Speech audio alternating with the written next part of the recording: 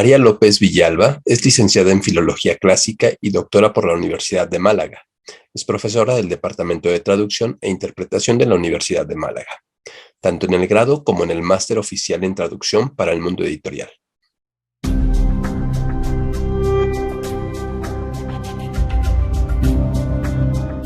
Las campanas, ¿no? Hay campanas, no, esas no se escuchan. Sí, sí, yo es que vivo en el centro de Málaga y se ve que ahora pues hay alguna misa o alguna cosa así como aquí son las 6, ¿no? Pues claro, hay como alguna liturgia importante porque no paran de tocar las campanas y así que ha quedado como una entrada muy divina, ¿no?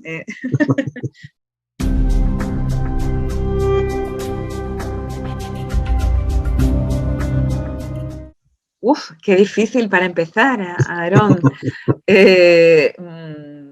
Bueno, yo podría decir que para empezar mi nombre, María López Villalba, y bueno, soy profesora en el Departamento de Traducción e Interpretación, tanto de la Universidad de Málaga, y soy profesora en el grado y en el posgrado. Y mi lengua de trabajo y de especialidad es el griego moderno. Soy traductora y docente de griego moderno. Y, y el cómic, de alguna manera, entra en mi profesión cuando descubro las posibilidades, por un lado, ¿no? Las posibilidades del, de del lenguaje gráfico para mejorar en traducción. Y por otro lado, porque no cabe duda de que se trata de una línea de profesional, porque en España más del 75% de los cómics que se publican anualmente son cómics traducidos.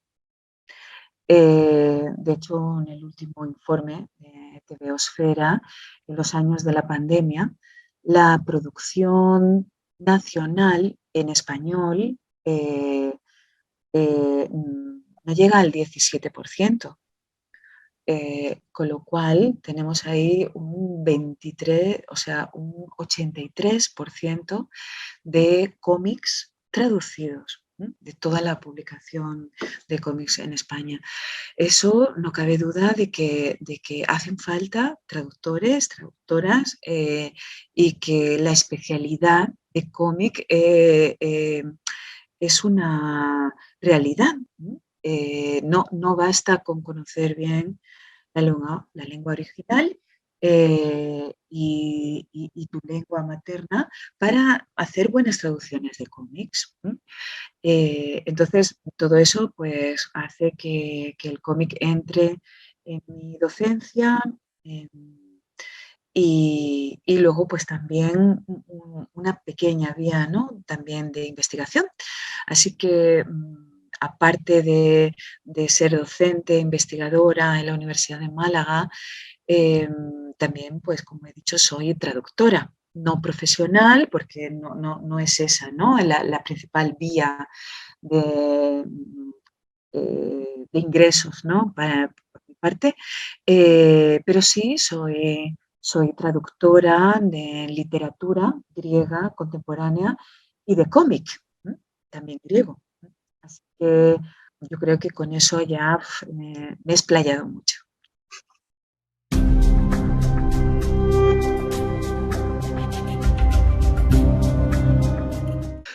Bueno, eso es una pregunta, vamos, crucial. Es crucial, pero no es fácil, ¿no? ¿A qué llamamos una buena traducción? Quizás recurriendo a un tópico, la mejor traducción es la que no parece una traducción, ¿no? Es la que pasa desapercibida como actividad traslaticia, ¿no? Y parece que el texto que estás leyendo estuviera escrito directamente en español. Entonces, eso no cabe duda de que es un tópico, porque cuando estamos traduciendo, pero quizás ese pasar desapercibido, ¿no? Esa transparencia, que diría Walter Benjamin, yo la reivindico, ¿no? Es decir, que es como si entre el texto original y el texto traducido hubiera una capa transparente que no creara ruido, ¿no? O que no provocara quejas probablemente correctas, ¿no? Y bien dirigidas a que la traducción no es buena. Con respecto al manga, yo diría dos cuestiones, ¿no? Fundamentales.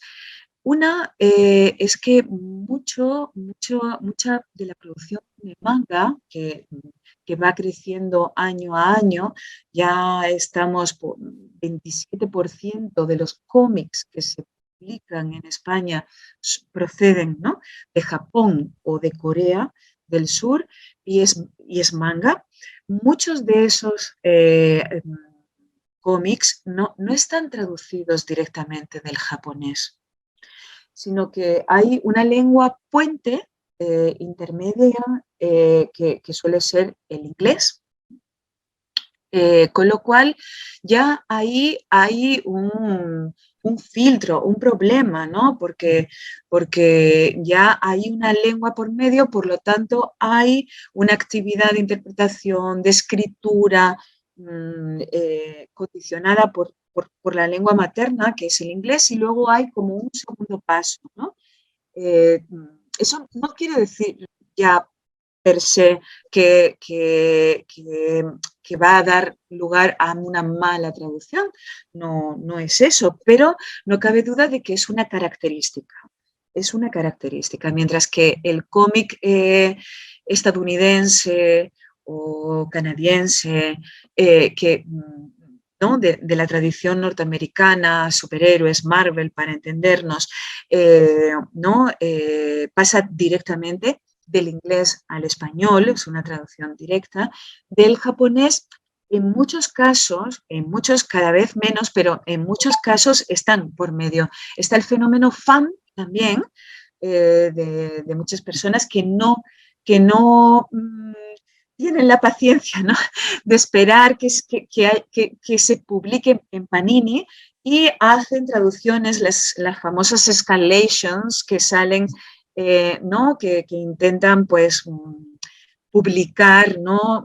Lo antes posible, y ahí entra la segunda cuestión que yo quería señalar, que es la propia situación profesional de la traducción en las editoriales, que no es la mejor posible porque no se remunera bien a quienes traducen, no hay buenas condiciones laborales, quiere decir que tienes que traducir muy rápido, sin conocer, por ejemplo, quién va a hacer la maquetación, la rotulación, no hay comunicación, todo eso lleva a que la calidad no es la mejor posible, y entonces en el escalón digamos en el proceso editorial, probablemente no la traducción es un eslabón débil, eh, probablemente igual ¿no? o un poquito mejor que la corrección o la revisión, que algunas editoriales directamente, ¿no? Prescinden de algo tan valioso como es la corrección editorial, la revisión bilingüe, ¿no? De los textos cuando estamos hablando de traducciones. Entonces, estas dos cuestiones creo que no son garantes de buenas traducciones. Y ya lo último que diría es el público lector. También, que quizás tiene que haber errores muy garrafales y muy obvios, para que se detecten, ¿no? Porque parece que lo que se prima es la velocidad, el estar al día y no tanto la calidad de la traducción y de la lectura, ¿no? Entonces, todo esto y más cosas que me dejo en el tintero, pero que todos estos factores creo que no ayudan a que la traducción de cómic, que es realmente compleja, pues sea de la calidad que nos gustaría que fuera.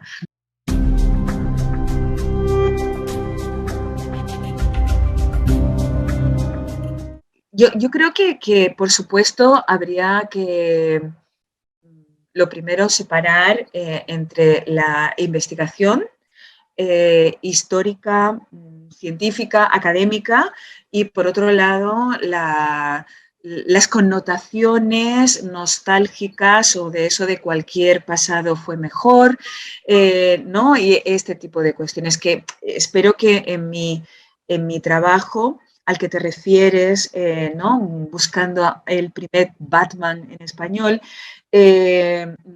espero que no adoleciera de esta falta, ¿no? Que tú estás, porque en absoluto, ¿no? Eso no era para empezar, me lo encontré, no era lo que yo buscaba. Y ahí enlazo con las dificultades o desafíos que tiene quien quiera investigar cómics históricos y que no es para disuadir de la investigación, ni mucho menos, pero sí para si quieres, advertir que esto va a pasar, porque mi investigación era histórica. Yo no sabía, evidentemente, tenemos la fecha de mayo de 1939, que es cuando se publica en Estados Unidos, en Action Comics, en DC Comics,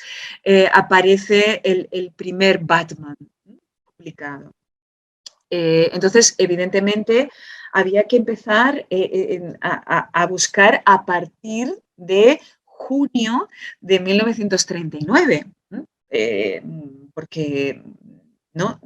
Tenía que dar tiempo a llegar el ejemplar y a poner en marcha toda la maquinaria de traducción, rotulación, publicación. Entonces, empiezas a buscar a mediados de 1939.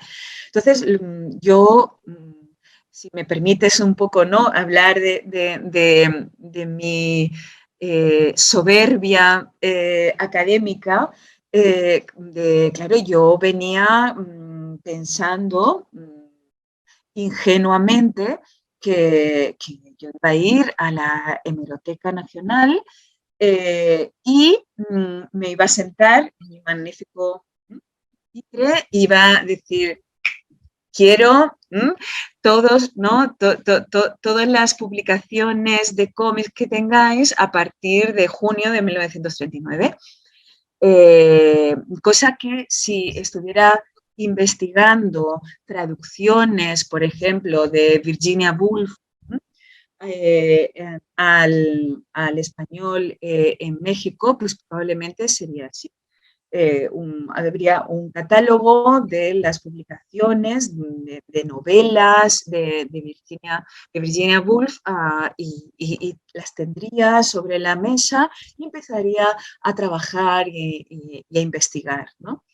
¿Qué pasa con los cómics? Pues que directamente no se catalogaban porque se consideraban antes, durante y ahora como una literatura o como un género o como un medio de expresión ¿no? menor, popular, y que a nadie se le ocurría en los años 40 coleccionar en acervos públicos cómics.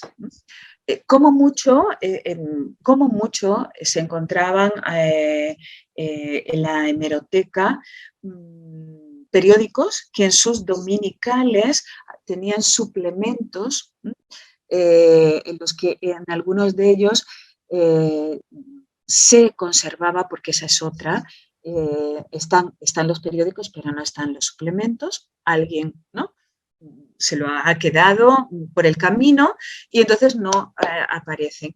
Con lo cual, quien vaya a investigar cómics tiene que partir de ahí.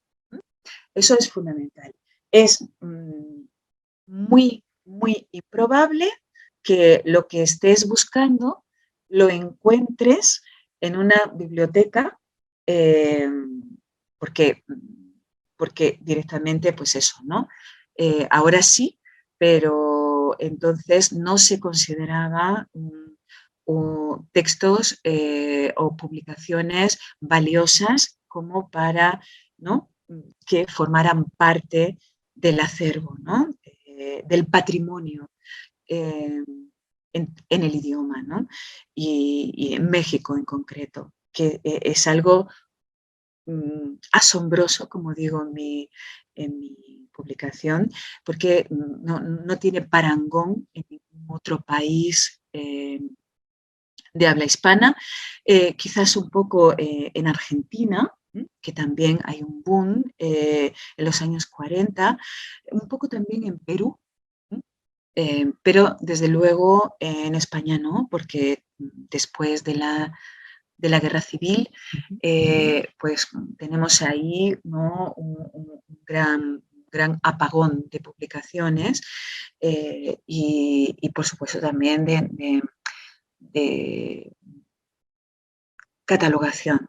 Entonces, eso por un lado. Por otro lado, está también un grave problema, que nos encontramos que los ejemplares que han quedado, que no han sido pasto del pasado, no de la nostalgia, Aaron, pero sí del paso del tiempo, de la trituradora de papel del tiempo y de las propias editoriales que, vamos, que se libraban del pulp fiction, ¿no?, para hacer papel y todas estas cosas, sobre todo con las crisis también de papel que hubo con la Segunda Guerra Mundial. Entonces, hay otro factor muy interesante, que empiezas a conocer que algunos coleccionistas tienen ejemplares que tú estás buscando, ¿no? Tienes ejemplares de Paquín, de Pepito, de Chamaco, de Pepín, ¿no?, que tienen ejemplares que de hecho tú vas a sus casas, lo estás viendo, como yo ahora estoy viendo detrás de ti, ¿no?, los libros, y estás viendo como yo estoy viendo ahí la casa, ¿no? Y digo, esto es lo que yo estoy buscando, pero parece que si alguien ajeno toca ese ejemplar, ¿no?, pierde su valor de coleccionista, deja de ser único, lo que en su época se publicaba, ¿no?, casi en miles de ejemplares, se vuelve un objeto único de coleccionista y que automáticamente perdería su valor si tú lo publicas o lo estudias o lo divulgas, ¿no? Con lo cual, te encuentras con esos dos grandes problemas. Es muy difícil acceder a ejemplares de la época, de los años 40, cuando empiezan los cómics en México, que empiezan a la vez que el comic book norteamericano. No se ha estudiado de la misma manera, entre otras cosas porque los mismos investigadores, ¿no?, del cómic no se han, ¿no?, preocupado, pero el comic book norteamericano que surge en los años, ¿no?, eso en 1934, está pasando a la vez en México. Y es muy desconocido, muy desconocido. Estudiarlo, buscarlo, encontrarlos, ¿no? Tenemos, por ejemplo, los grandísimos trabajos de Carlos Monsiváis, ¿no? que en los años 70 reivindica, ¿no? En un afán pop, reivindica toda esta tradición y afortunadamente él mismo tiene unas colecciones que ahora son acervo porque se pueden visitar, ¿no? Se pueden investigar, pero salvo estos casos que empiezan a finales de los 60, cuando los intelectuales, ¿no? Como Humberto Eco, los intelectuales, académicos, literatos, empiezan a interesarse científicamente, ¿no? Por el cómic, ya muchísimos ejemplares han desaparecido. Entonces, esto es un problema muy importante a la hora de investigar los cómics y entonces te tienes que lanzar a la calle, literalmente. Te tienes que lanzar a buscar, a ver por dónde preguntando a gente que sabes que le gustan los cómics y que han hecho alguna cosa, alguna publicación a través de Facebook también, que se convierte en una herramienta. Y entonces, pues, hay ¿cómo se llama? Que es una palabra muy bonita mexicana de los mercadillos, los mercadillos de la calle, como en Garibaldi, ¿no? Que son estos mercadillos que te encuentras todo tipo de antigüedades. ¿Cómo se llaman? Tienen un nombre. Estos mercadillos callejeros que suelen estar los domingos, que en Madrid se llaman rastro, ¿no? Y pues en estos mercadillos, pues, visité todos los mercadillos de los que me iba enterando en la calle. Y iba hablando con gente, bueno, pero lo máximo que llegaba, lo máximo era a los años 80, publicaciones antiguas de Novaro, pero cuando tú le decías que no, que estabas buscando de los años 40, pues, te miraban como diciendo, pero ¿dónde has salido tú? ¿No? Eso, si lo tuviéramos, no lo tendríamos aquí, ¿no? Esos son de coleccionistas y búscalos en eBay, búscalos en algún sitio, pero no en la calle, no en la calle. Y nada, y fue así, ¿no? Buscando, preguntando, hablando con algunas personas cuando había algún encuentro de cómics, y yo me enteraba a través de Facebook o de Twitter, me enteraba, pues iba a preguntarle a estas personas, me iban, pues parece que tal autor sí conoce a alguien que te puede decir. En realidad eso fue un camino infructuoso. No me llevó a ninguna parte y fue una auténtica casualidad que yendo, ¿no? Buscando los archivos de la editorial de García Balseca, buscando sus periódicos en los soles, ¿no? El Sol de Puebla, el Sol de México, pues allí alrededor sigue habiendo una actividad de imprentas, librerías de ocasión. Y entonces cuando fui allí a preguntar si tenían algo, me decían, no, si encuentras algo, si puede que encuentres algo, vete a calle Donceles, ¿no? Decían, ¿no? Ve a calle Donceles a ver si allí. Entonces, pues igual, ibas de librería en librería, lo cual es maravilloso, Es maravilloso. A mí que no me den Disney World, pero yo allí sí que me lo pasaba bien hablando, hasta que al final, ¿no? Eso, encontramos una librería de ocasión que había comprado los archivos precisamente de García Balseca y no los quería vender por separado porque seguía esperando de una manera casi heroica que las universidades públicas o la Biblioteca Nacional o la Hemeroteca Nacional comprara todo el lote. Así que estaba haciendo esa labor de archivero y no los vendía, no los vendía, pero sí que me permitió consultarlos y por eso lo encontré.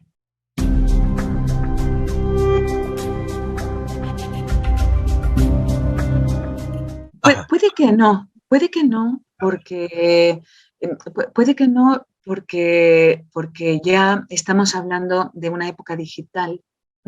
Entonces, ya no ocupan espacio, digamos, y sí ocupan espacio digital, pero claro, se pueden digitalizar los propios, ¿no? Las propias editoriales ya conservan PDFs, ¿no? Formato electrónico que luego se publica. Y eso por un lado, ¿no? Digamos, la digitalización del entorno, ¿no? Editorial. Y por otro lado, también ya hay una aproximación mucho más seria por parte de la propia universidad. Yo, desde los años 40 sería impensable que el cómic fuera objeto de estudio. Impensable, directamente. Tenía otra función, pero ya eso, desde los años 60, ¿no? A la vez que en las estéticas pop, ¿no? En todas las artes también llega el pop a la universidad y hay estudios pop sobre el pop y entonces ya el cómic deja de ser desde el punto de vista académico un objeto de estudio miserable o menospreciado o, ¿no? o muy limitado. Sigue siéndolo limitado, pero ya existe y existen cátedras, existen tesis doctorales que se defienden en formato de cómic, sobre el cómic, no sé cuántas tesis se publican al año. Estamos en otro contexto. Pero sí, por favor.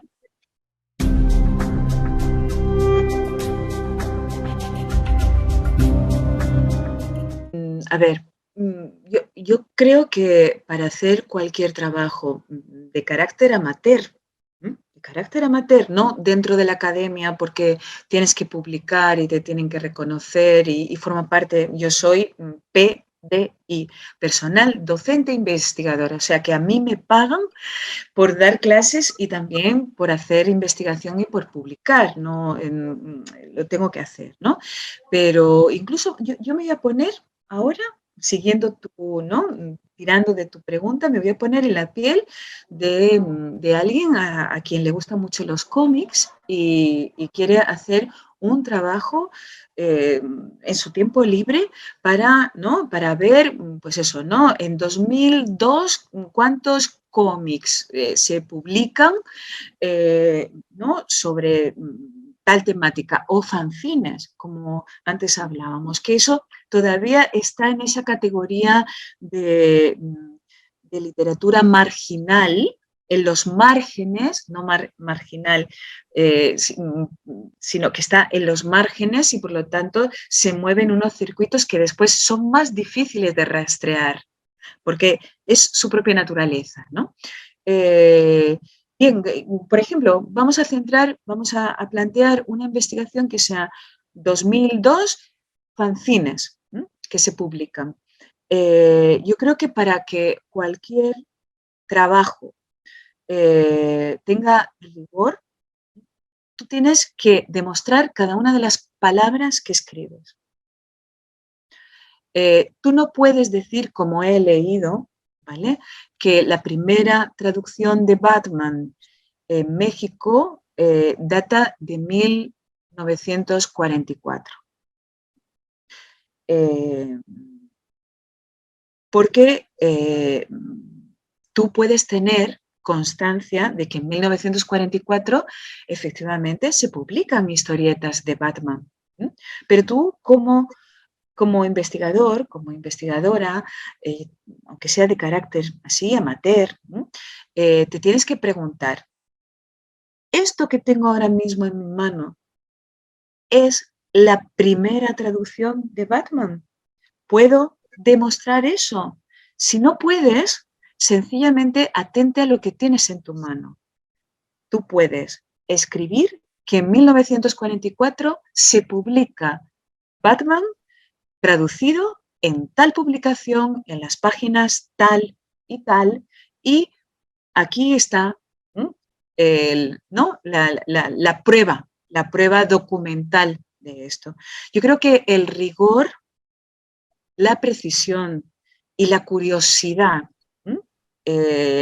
para hacerte preguntas como las tuyas, fértiles, fecundas, ¿no?, y que te llevan más allá, te tienes que preguntar y decir, yo no me puedo contentar con decir esto.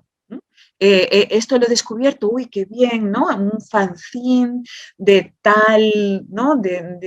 No sé, en Puebla, que tal, y pues bueno, como he encontrado ese fanzine, yo escribo. El único fanzine que se publica en México es este fanzine de Puebla de tal fecha. Te tienes que preguntar, ¿tú puedes demostrar que es el único fanzine que se publica ese año? Si no puedes contestar con rigor a esa pregunta, entonces no lo afirmes. Puedes afirmar lo que tienes entre las manos, que es que en 2002 se publica en Puebla este fanzine que tiene estas características y reduces, ¿no?, tu campo a lo que puedes demostrar documentalmente.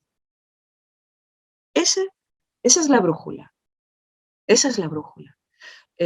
Luego, ya si no puedes encontrar, ¿no?, por tiempo, por dinero, por falta de catalogación, de acervo, no puedes dedicarle más tiempo, pues está muy bien, es una gran contribución que probablemente nadie ha hecho, dedicar tus esfuerzos a todo lo que puedas sacar de ese fanzine de Puebla, ¿no? A ver quiénes estaban ahí detrás, quiénes publicaban, ¿no? En qué circuitos se vendían, cuántos se vendían, si hay por algún lado lectores que puedas tener, ¿no?, su impresión, y reduces un poco sin llevar tu descubrimiento a una, ¿no?, a una dimensión que no puedes demostrar. No sé si contesto un poco ¿No? Sí, lo que sí, quieres sí, sí, decir. muy bien. Además, sin autobombo. Sin autobombo. Es decir, tú como investigador estás al servicio de una investigación y no lo que está, el objeto de investigación está a tu servicio para más, ¿no? No sé, reconocimiento mundial a tu labor. Ese Sí. no es el camino.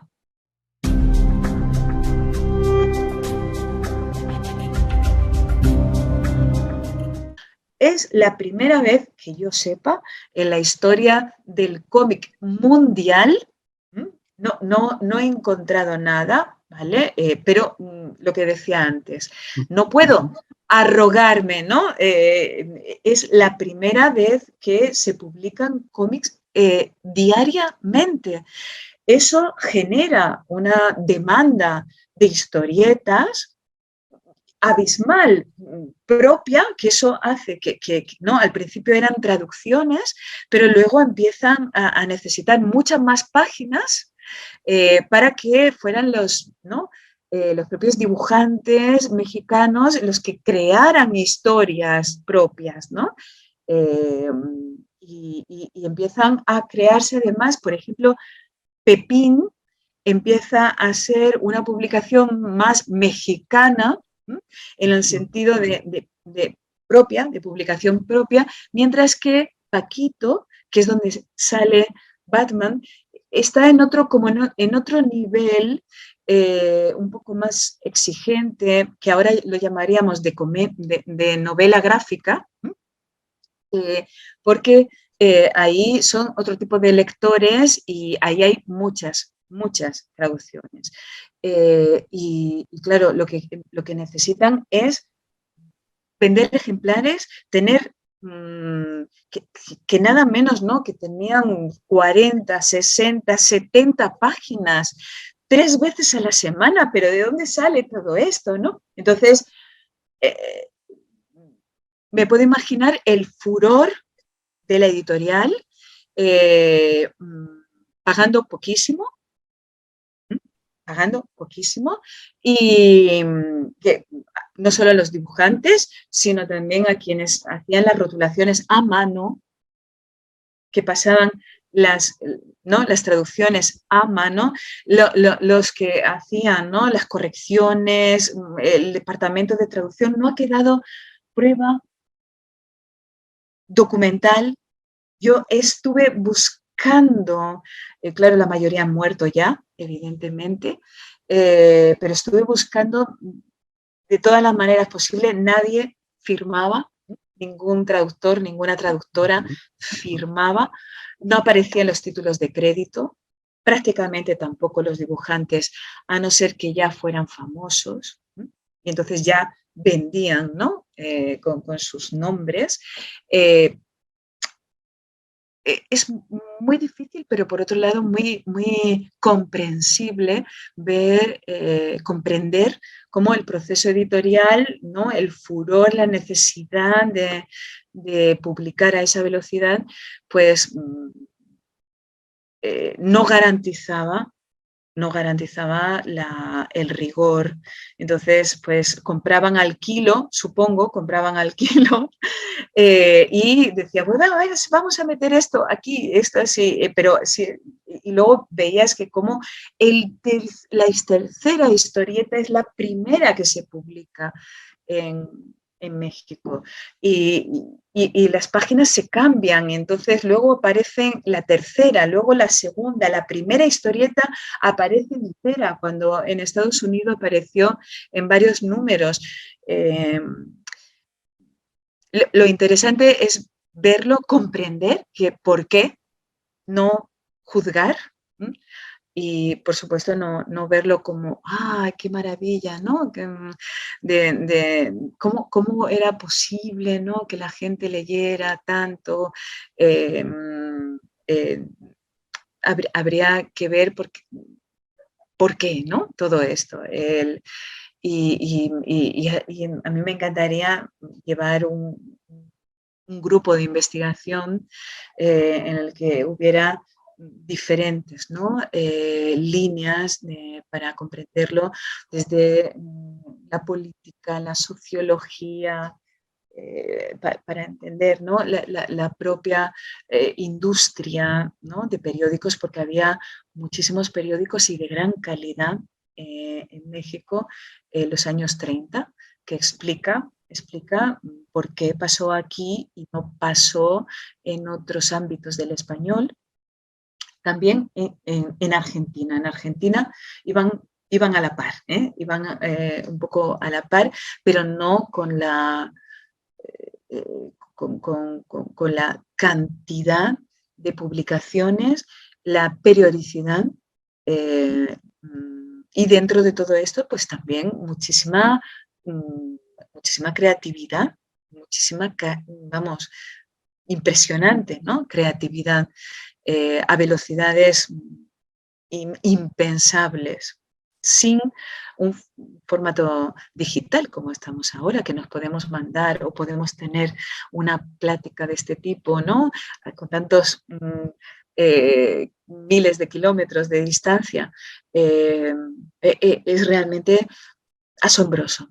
Es asombroso, asombroso y muy poco estudiado.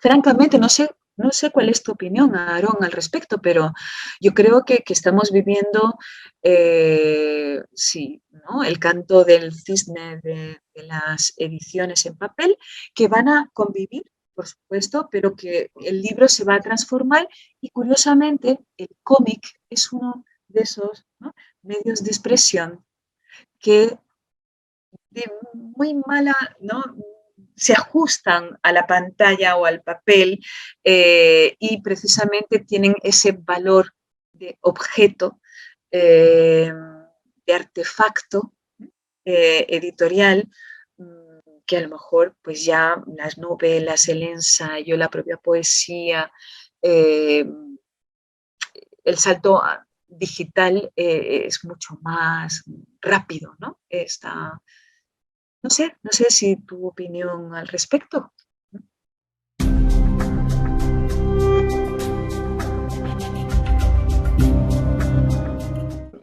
Voy a responder, ¿vale?, a las preguntas, pero permíteme que lo haga un poco como yo lo haría, ¿vale? No tanto lo que yo sé, sino cómo yo lo haría, porque no lo sé. Intentaría acercarme a ese doble público, ¿no?, a esa doble categoría. Y entonces, para empezar una biblioteca del centro, imagino, ¿no?, del centro, que tiene un espacio limitado y unos recursos también limitados. Yo pasaría una encuesta o un cuestionario. Un cuestionario. Y diría, vamos a hacer esto, un poco democrático, ¿no?, en ese sentido. Vamos a hacer esto en el centro y queremos poner al servicio de los gustos, porque ese es el objetivo, que os guste, que vengáis, que leáis. Entonces, ¿qué queréis, no? ¿Qué os gustaría? Eso les llevaría también a hacer una pequeña investigación personal diciendo, uy, ¿y ahora qué contesto? Porque estoy siempre diciendo, a ver si me tienen en cuenta mi opinión y cuando me preguntan no tengo ni idea.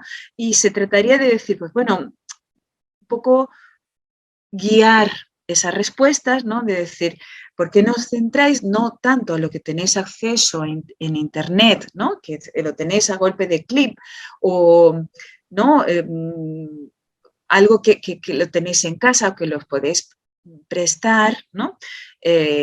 ¿Y por qué no os centráis en cosas que son a lo mejor más difíciles o que son más caras? Son más caras, son más actuales. Entonces, pues no habéis tenido acceso a eso. Y no lo estoy diciendo como para renunciar a tu responsabilidad, sino para ver un poco por dónde van y para también tener las ideas un poco más correctas. Esto es lo que le está interesando.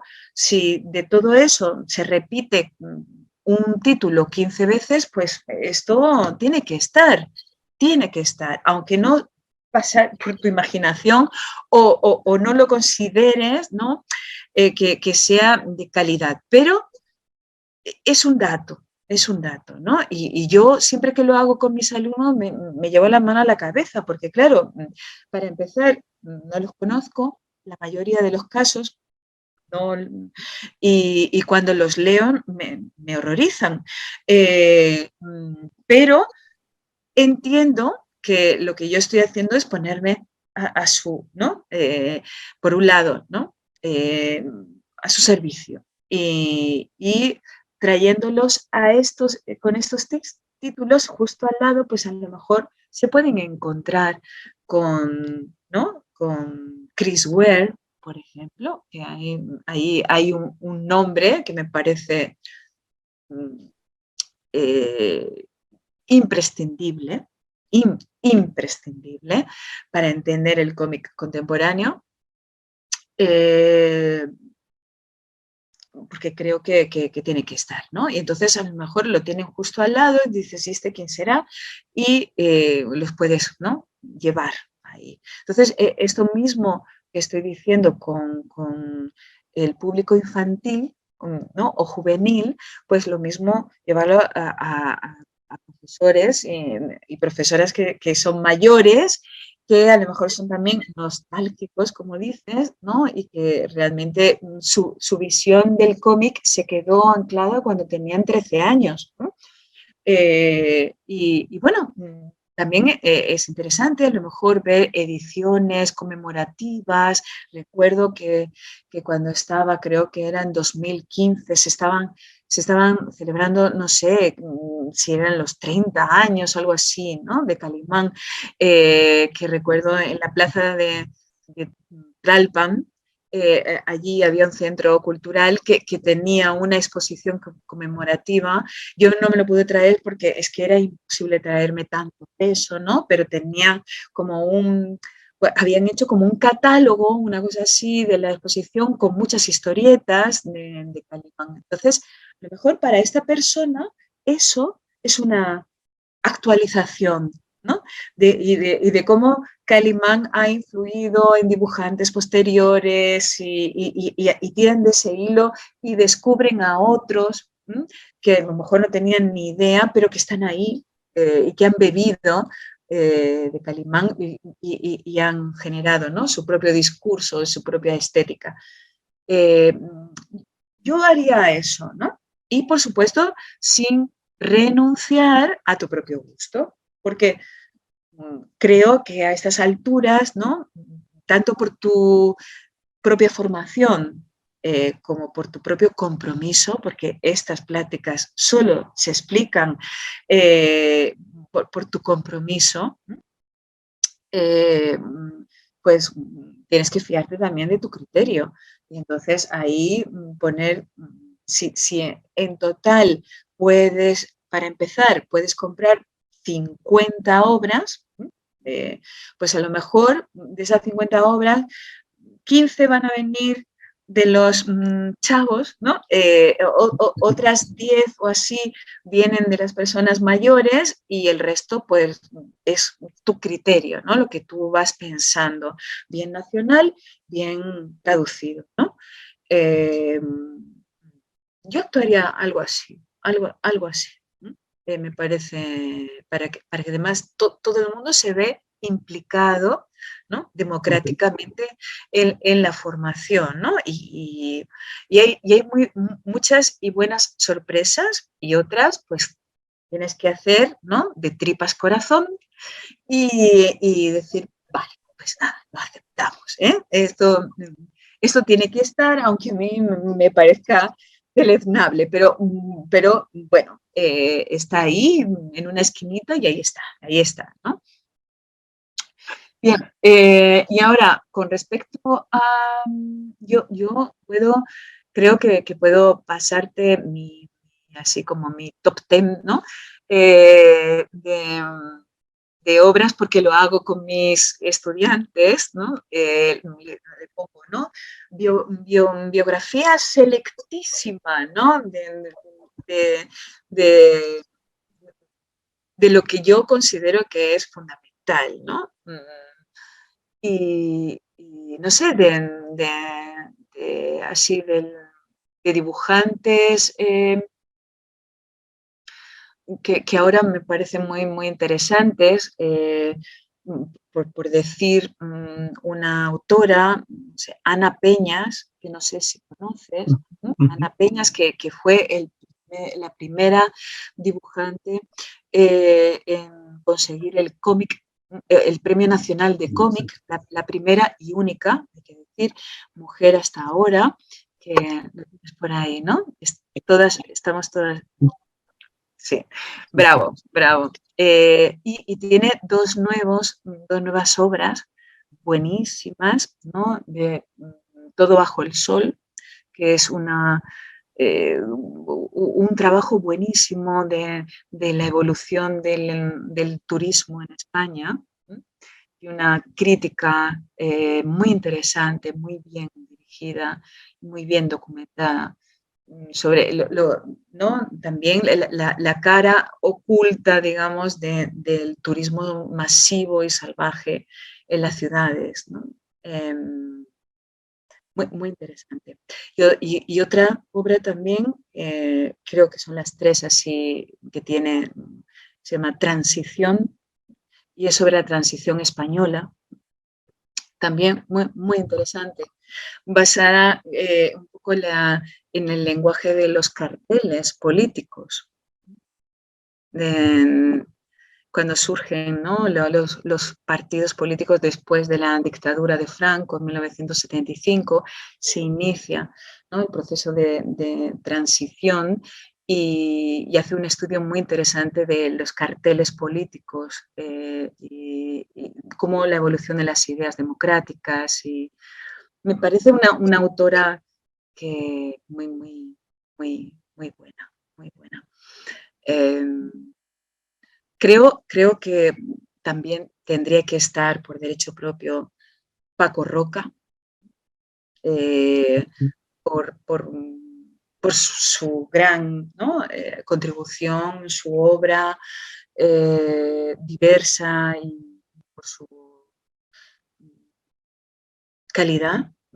Me parece que Los surcos del azar, que es una obra magna, aunque la más conocida y también relevante es Arrugas, ¿no? También por la película, porque le ha dado también el Premio Nacional de Cómic, pero a mí Los surcos del azar, que es no sé si lo conoces, ¿no? Que es sobre la novena, ¿no? Una brigada de ex republicanos que fueron los primeros, ¿no? El ariete del ejército aliado a la hora de liberar París, de los nazis, y el ariete eran republicanos españoles, la novena, ¿no? Y es un tema prácticamente desconocido, muy poco trabajado y, por supuesto, en los colegios nada, y eso es una contribución, por ejemplo, ¿no? Para lo que son los planes de estudio generales, ¿no? Y cómo entran los cómics también para aportar eh, información, no solamente diversión, ¿no? Conocimiento.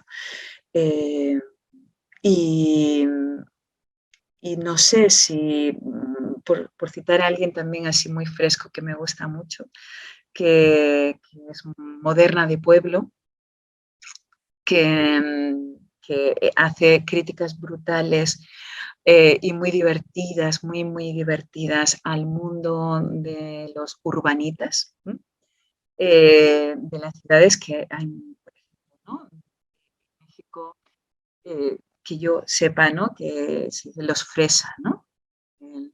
La gente fresa, que son así, ¿no? Como culturetas y pijos, ¿no? No se dice así a la gente de Roma, ¿no? Que tiene ciertas ínfulas de ser muy intelectuales y muy cool, ¿no? Gente pero que son modernos de pueblo, ¿no? Gente que tiene un estrato social eh, así más popular, que cuando llega a la ciudad pues lo intenta ocultar e intenta fingir una modernidad impostada, ¿no? Y, y me parece que hace una autocrítica, sobre todo también de Barcelona, un poco para ser un poco más excéntrico y no centrarlo todo en Madrid, que me parece muy divertida, no sé, me parece muy fresca y conecta muy bien con los estudiantes, porque se reconocen, se reconocen.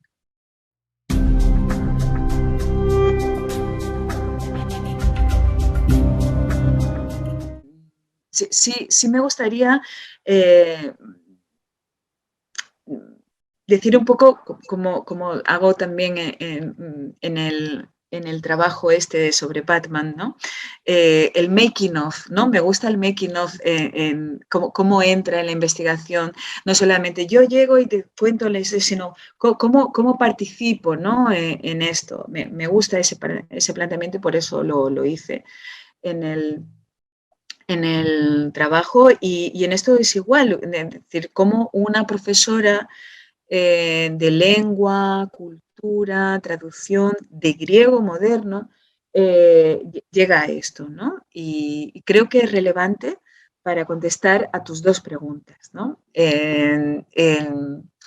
Y es eso, ¿no? ¿Cómo llego a la traducción de cómic?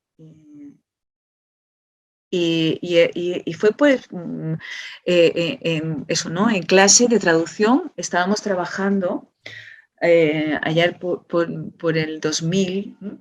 Estábamos trabajando con un tipo de textos especializados que son textos de la Unión Europea. ¿No? Porque hay eurodiputados griegos y chipriotas, ¿no?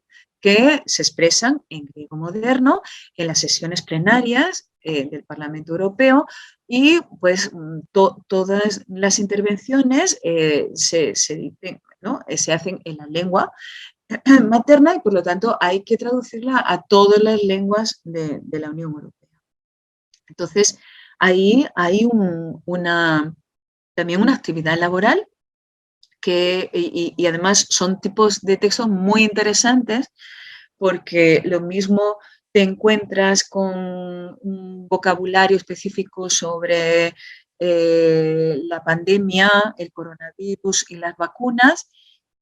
Por otro lado, la reacción de Europa ante la invasión de Rusia en Ucrania y la crisis energética ¿no? Y las relaciones con el norte de África. ¿No?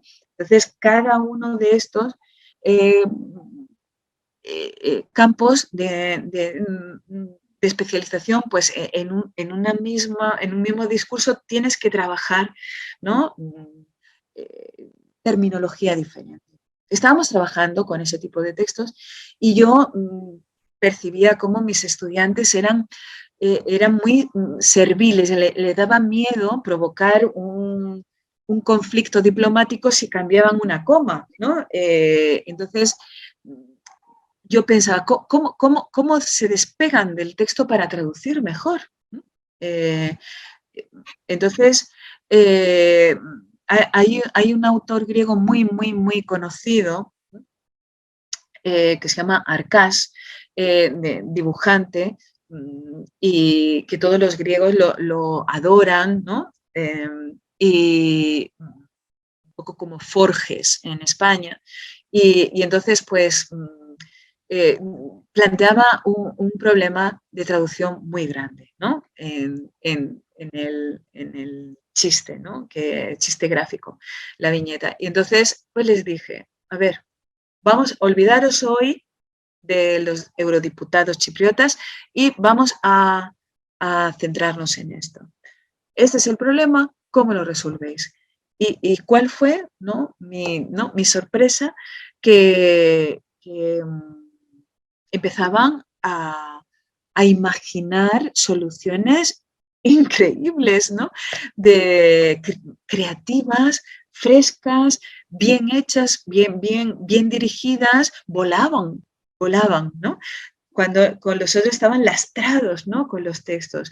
Y vi esa posibilidad, esa virtualidad del cómic y dije, bueno, voy a utilizar cómics para mejorar la traducción. Poco a poco fue ocupando más y más espacio en clase, porque además se divertían más, estaban esperando los cómics, ¿no? Decían, vale, vale, pero cuando terminemos esta intervención nos ponemos con los cómics, ¿no? Y entonces vi todo eso y fui así, ¿no? Introduciendo el cómic hasta que ya en la actualidad toda la asignatura de traducción especializada de cuarto es traducción de cómic, ya no hacemos otra cosa, y no solo en el grado, sino también en el posgrado. Desde 2009 se imparte la asignatura de cómic y novela gráfica. En el posgrado que tenemos el máster para traducción editorial, para el mundo editorial. Así que con la docencia también mi propia, ¿no?, actividad y un pequeño, ¿no?, un pequeño autobombo que vengo, ¿no?, de hacer un taller de traducción de cómic en la sede de la Comisión Europea, pero para estudiantes de 15, 16 años, que son un poco como los que tú tienes, ¿no? Y era un taller de 2 horas sobre traducción de cómic. Y voy a volver a Madrid el día 20 porque se va a presentar, vamos a presentar en una librería de Madrid una traducción que he hecho yo de un cómic griego que se titula Aivalí, que es sobre la gran tragedia que se llama el desastre de Esmirna, históricamente, que este año se celebra el centenario de esa catástrofe de 1922. Y Aivalí es una ciudad greco-turca en Asia Menor, que pues no sé, podemos rastrear, ¿no?, la población griega en Asia Menor, en Anatolia, desde Troya, y fue el final de 1922, fue el final de la presencia griega en Asia Menor. Entonces es un cómic que trata de toda este gran, ¿no?, conflicto, las causas, las consecuencias dramáticas, ¿no?, el primer intercambio forzoso de población a escala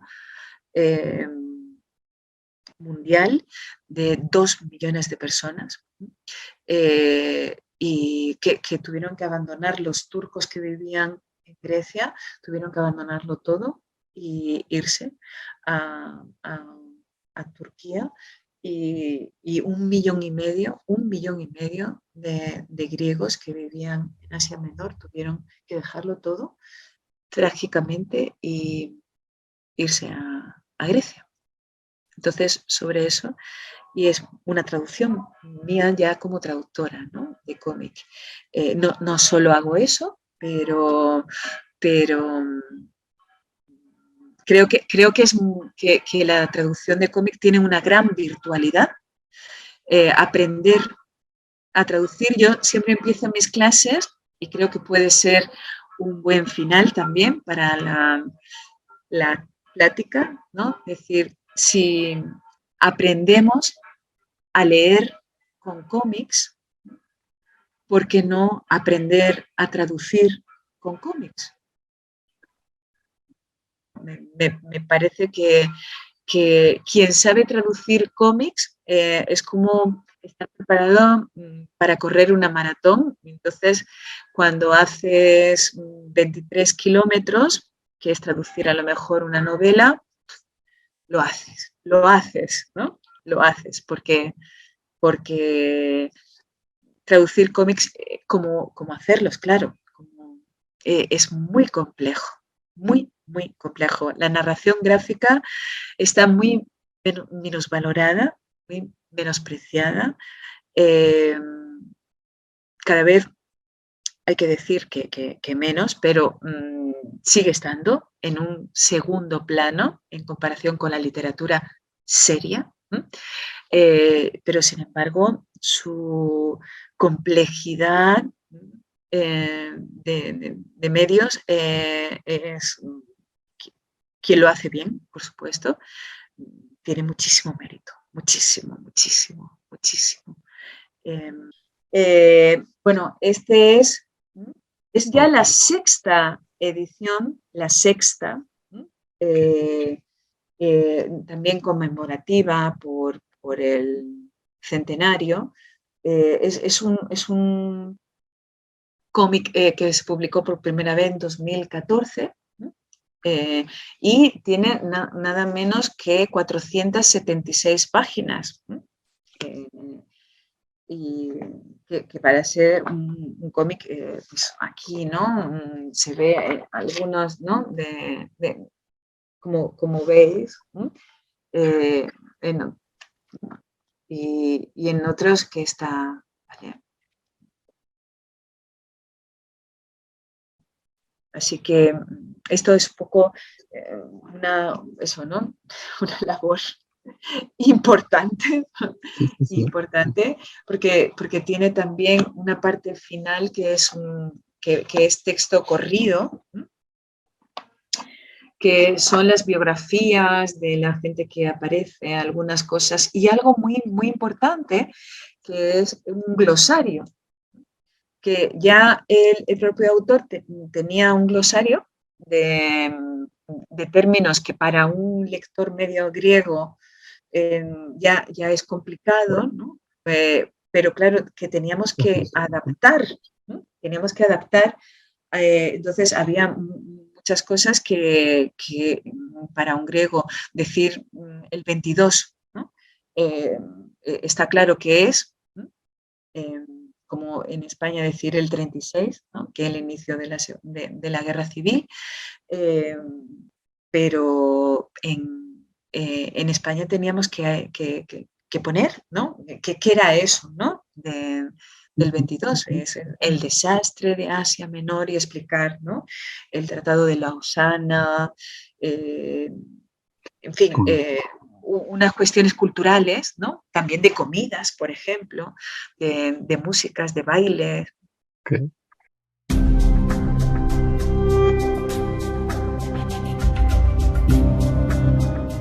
Yo creo que hemos tocado muchas cosas y para mí ha sido un placer, de verdad, un placer importante, ¿no? Estar aquí y formar parte de tu proyecto.